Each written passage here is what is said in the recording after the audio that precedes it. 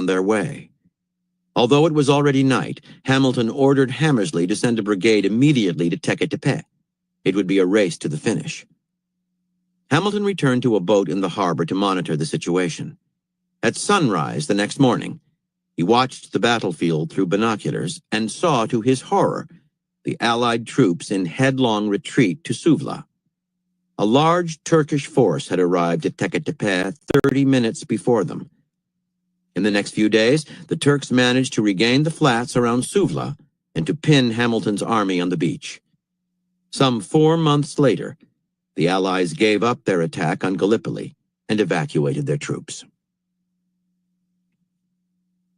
Interpretation. In planning the invasion at Suvla, Hamilton thought of everything. He understood the need for surprise, deceiving the Turks about the landing site. He mastered the logistical details of a complex amphibious assault. Locating the key point, Teke-Tepe, from which the Allies could break the stalemate in Gallipoli, he crafted an excellent strategy to get there. He even tried to prepare for the kind of unexpected contingencies that can always happen in battle.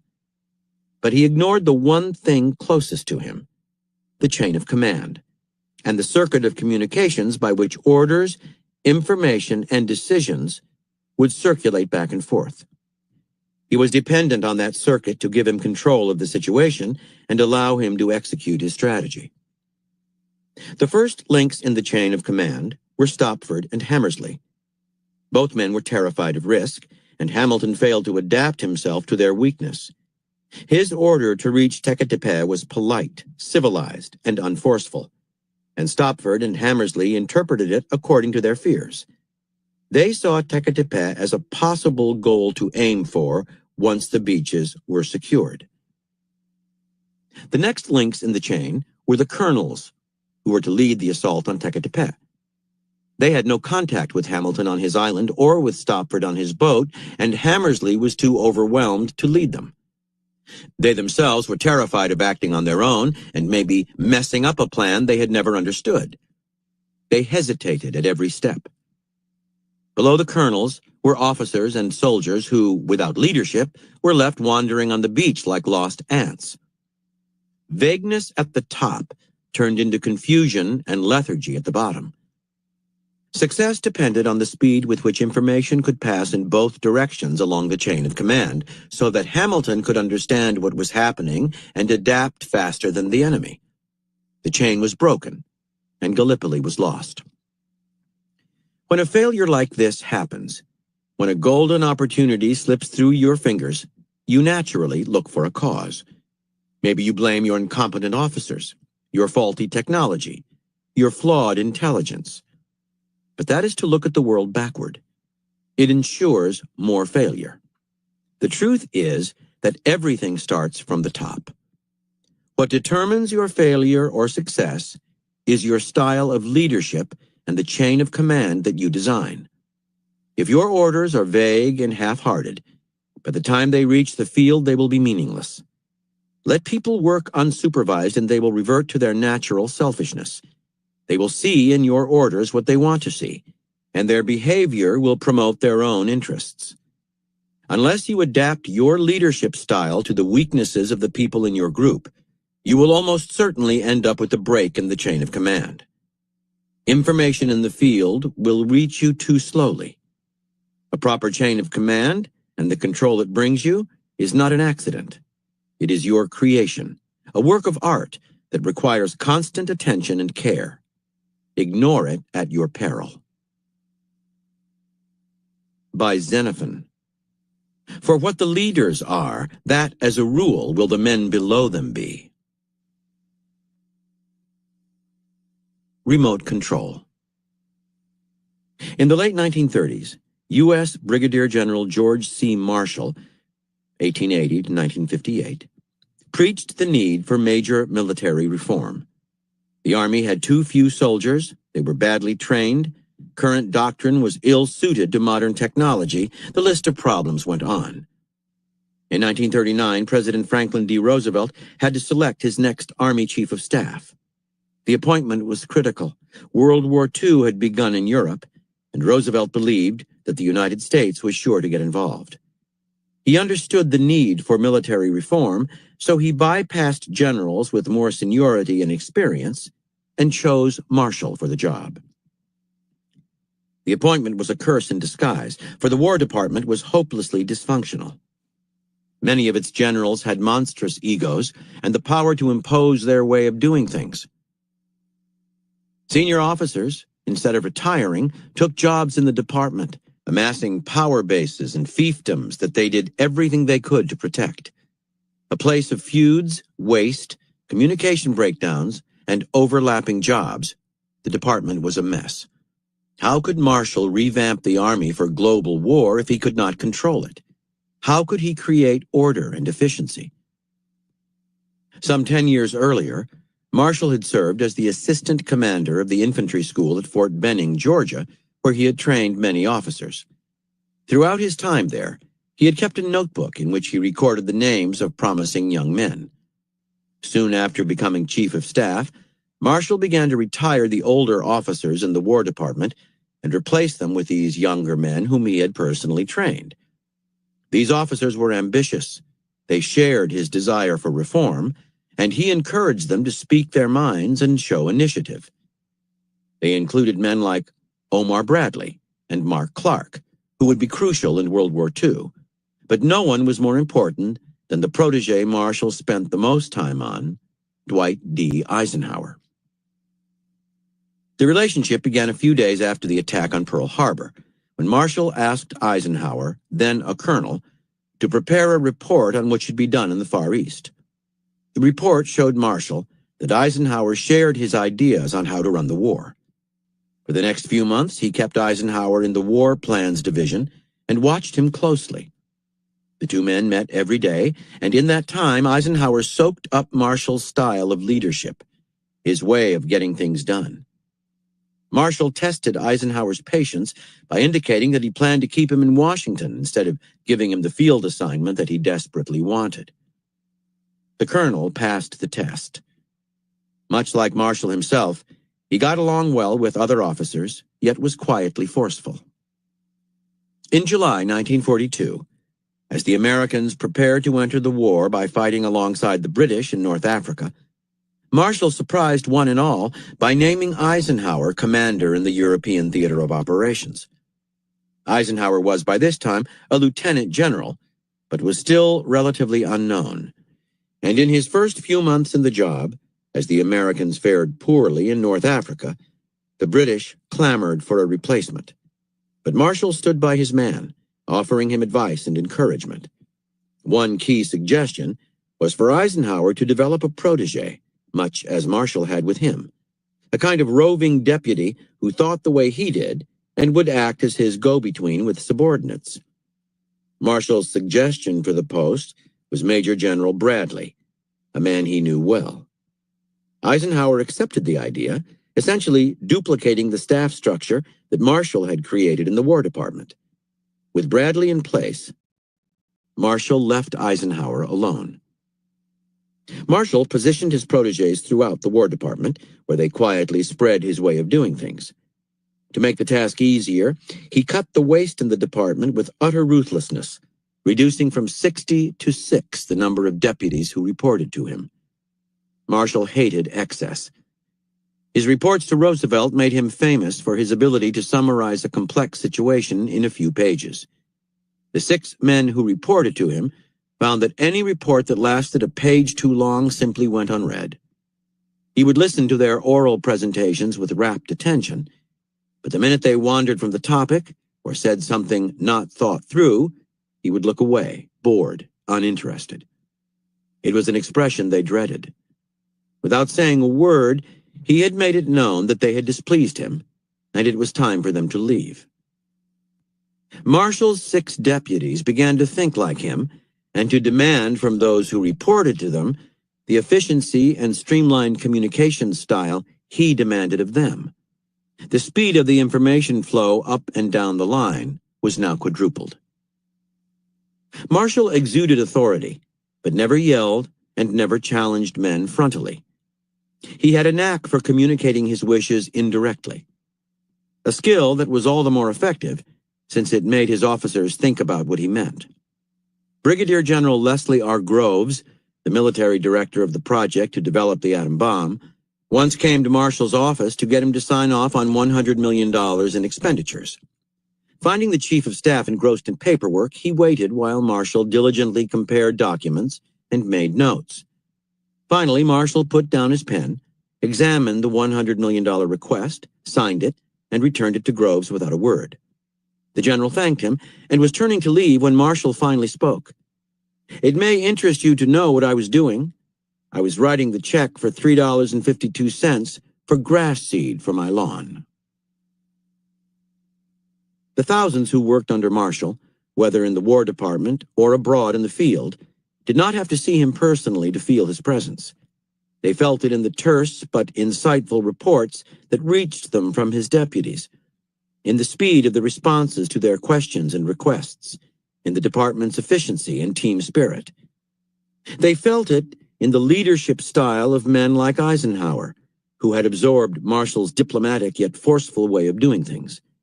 In a few short years, Marshall transformed the War Department and the U.S. Army. Few really understood how he had done it. Interpretation. When Marshall became Chief of Staff, he knew that he would have to hold himself back. The temptation was to do combat with everyone in every problem area, the recalcitrance of the generals, the political feuds, the layers of waste. But Marshall was too smart to give in to that temptation. First, there were too many battles to fight, and they would exhaust him. He'd get frustrated, lose time, and probably give himself a heart attack. Second, by trying to micromanage the department, he would become embroiled in petty entanglements and lose sight of the larger picture. And finally, he would come across as a bully. The only way to slay this many-headed monster, Marshall knew, was to step back. He had to rule indirectly, through others, controlling with such a light touch that no one would realize how thoroughly he dominated. The key to Marshall's strategy was his selection, grooming, and placement of his protégés. He metaphorically cloned himself in these men, who enacted the spirit of his reforms on his behalf, saving him time and making him appear not as a manipulator but as a delegator. His cutting of waste was heavy-handed at first, but once he put his stamp on the department, it began to run efficiently on its own. Fewer people to deal with, fewer irrelevant reports to read, less wasted time on every level. This streamlining achieved, Marshall could guide the machine with a lighter touch. The political types who were clogging the chain of command were either retired or joined in the team spirit he infused. His indirect style of communicating amused some of his staff, but it was actually a highly effective way of asserting his authority. An officer might go home chuckling about finding Marshall fussing over a gardening bill, but it would slowly dawn on him that if he wasted a penny, his boss would know. Like the War Department that Marshall inherited, today's world is complex and chaotic.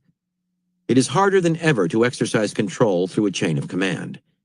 You cannot supervise everything yourself. You cannot keep your eye on everyone. Being seen as a dictator will do you harm, but if you submit to complexity and let go of the chain of command, chaos will consume you. The solution is to do as Marshall did. Operate through a kind of remote control. Hire deputies who share your vision but can think on their own, acting as you would in their place.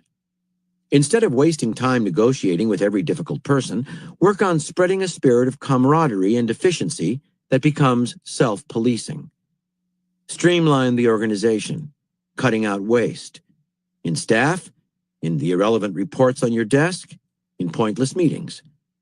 The less attention you spend on petty details, the more time you will have for the larger picture, for asserting your authority generally and indirectly. People will follow your lead without feeling bullied. That is the ultimate in control. By Friedrich Nietzsche. Madness is the exception in individuals, but the rule in groups. Keys to warfare. Now more than ever, Effective leadership requires a deft and subtle touch. The reason is simple. We have grown more distrustful of authority. At the same time, almost all of us imagine ourselves as authorities in our own right. Officers, not foot soldiers. Feeling the need to assert themselves, people today put their own interests before the team. Group unity is fragile and can easily crack. These trends affect leaders in ways they barely know. The tendency is to give more power to the group. Wanting to seem democratic, leaders poll the whole staff for opinions, let the group make decisions, give subordinates input into the crafting of an overall strategy. Without realizing it, these leaders are letting the politics of the day seduce them into violating one of the most important rules of warfare and leadership: unity of command. Before it is too late, learn the lessons of war. Divided leadership is a recipe for disaster, the cause of the greatest military defeats in history. Among the foremost of these defeats was the Battle of Cannae in 216 BC between the Romans and the Carthaginians, led by Hannibal. The Romans outnumbered the Carthaginians 2-1, but were virtually annihilated in a perfectly executed strategic development. Hannibal, of course, was a military genius, but the Romans take much of the blame for their own defeat. They had a faulty command system, with 2 tribunes sharing leadership of the army. Disagreeing over how to fight Hannibal, these men fought each other as much as they fought him, and they made a mess of things. Nearly 2,000 years later, Frederick the Great, king of Prussia and leader of its army, outfought and outlasted the 5 great powers aligned against him in the 7 Years' War, partly because he made decisions so much faster than the alliance generals, who had to consult each other in every move they made. In World War II, General Marshall was well aware of the dangers of divided leadership and insisted that one supreme commander should lead the Allied armies. Without his victory in this battle, Eisenhower could not have succeeded in Europe. In the Vietnam War, the unity of command enjoyed by the North Vietnamese General Von Nguyen Giap gave him a tremendous advantage over the Americans, whose strategy was crafted by a crowd of politicians and generals. Divided leadership is dangerous because people in groups often think and act in ways that are illogical and ineffective.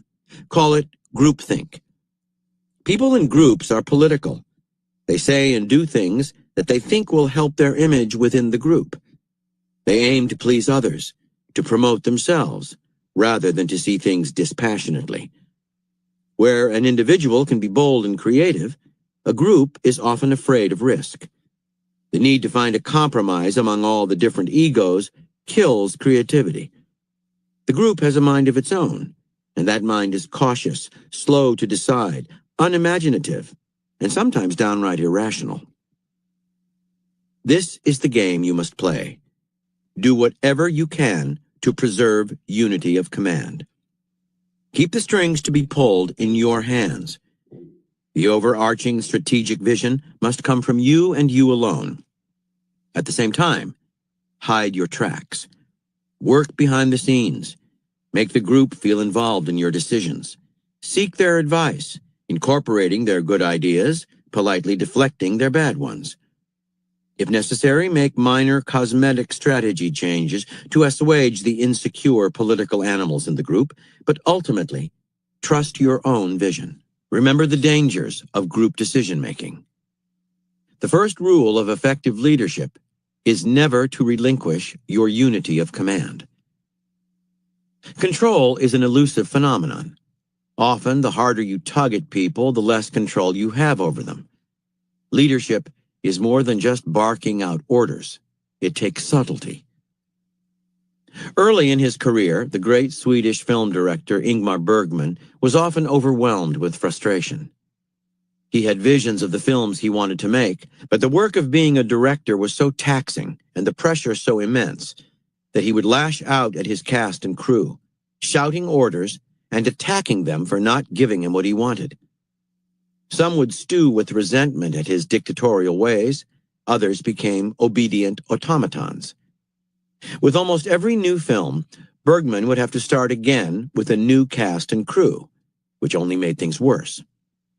But eventually, he put together a team of the finest cinematographers, editors, art directors, and actors in Sweden, people who shared his high standards and whom he trusted. That let him loosen the reins of command. With actors like Max von Sydow, he could just suggest what he had in mind and watch as the great actor brought his ideas to life. Greater control could now come from letting go. A critical step in creating an efficient chain of command is assembling a skilled team that shares your goals and values. That team gives you many advantages: spirited, motivated people who can think on their own, an image as a delegator, a fair and democratic leader, and a saving in your own valuable energy, which you can redirect toward the larger picture. In creating this team, you are looking for people who make up for your deficiencies, who have the skills you lack. In the American Civil War, President Abraham Lincoln had a strategy for defeating the South, but he had no military background and was disdained by his generals. What good was the strategy if he could not realize it? But Lincoln soon found his teammate in General Ulysses S. Grant, who shared his